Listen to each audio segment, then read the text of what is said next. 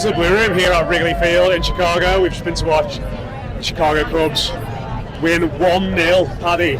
It's a very rare score for baseball, apparently. It is. Against the Baltimore Orioles. How did you find the game?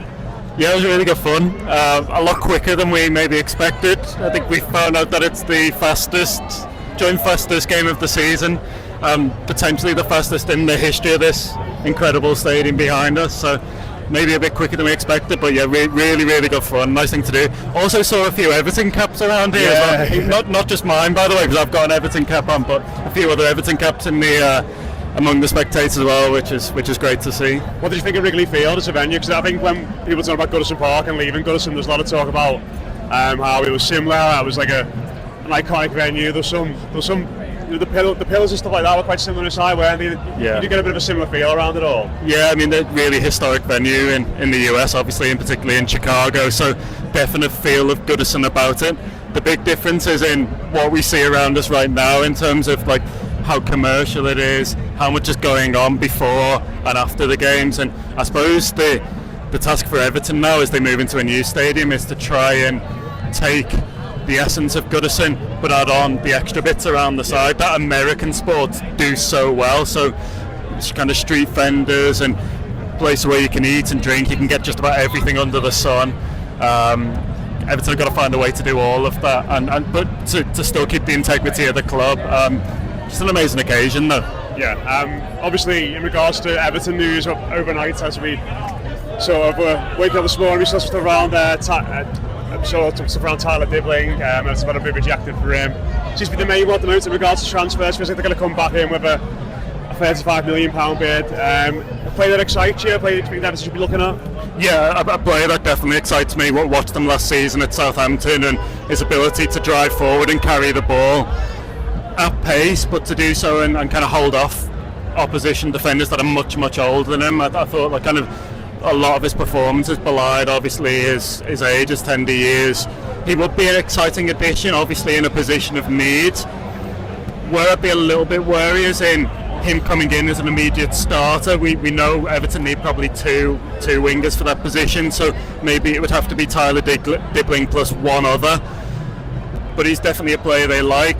There's been interest. I think the interest will continue. It'd be no surprise if a second bid does go in, and that would obviously help Everton massively if they're able to get somebody like him over the line. I think he has the potential to be, I don't know about you, but I think he has the potential to be a future England player if he keeps on developing. I'm not seeing loads of him, but like he's very comfortable on the ball, carries it well, left-sided as well. Obviously, someone we need someone to go on that right-hand side, and we can cut it. So potentially could offer something a little bit different there.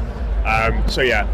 Someone to look at. 35 million would be a lot for the player who's not got tons of Premier League experience because he scored 2 goals last season as well. So yeah, we will have to wait and see on that one. And obviously the lads are in Atlanta on Sunday, aren't they, against Manchester United? They had open training there today. This will probably be our last video from Chicago. Have you found the whole thing? Yeah, a great experience to be out here, obviously with all of you guys, and also to meet loads of US Evertonians who have come from across the country really. I've spoken to people from Missouri, which is not too far away, but people have travelled really far to be here. I felt very sorry for the ones that turned up because of the traffic in Chicago at half-time in the game. Missed the only goal of open play so far from pre-season. That must have been disappointing for them. But you get being here and just the magnitude of what's taken place and the scale of everything, you can really see why Everton are trying to make a mark here in the US. As we said on previous videos and on previous podcasts, Premier League football is only growing here, and there is a real opportunity still for Everton to grow the fan base. I think they've done exactly the right thing in coming out and engaging with supporters.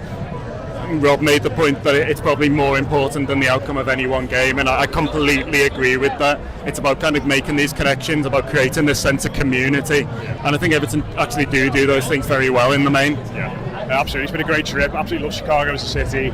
This place is wonderful. There's so much going on, so much history here. And only Evertonians can come and watch the first ever baseball game and see a 1-0 result. So yeah, feels very on brand for the Blues. If you watch us on YouTube, please do hit like, do hit subscribe. Next time me and Paddy are back on a byline will be Monday. We're both extremely jet lagged, so it'll be interesting to see what's been going on there in regards to Everton and what kind of condition we're in. But thanks everybody for watching it. Sound should be better today with the microphones. Another one from the top of the hotel in Chicago yesterday. It was a little bit sketchy with the wind up there, but a bit more professional for the setup today. But cheers to everyone for tuning in. Cheers to Seb, Phil, who's done a great job as well. There we go. Up the Toffees. We'll speak to you again very soon. Toffees.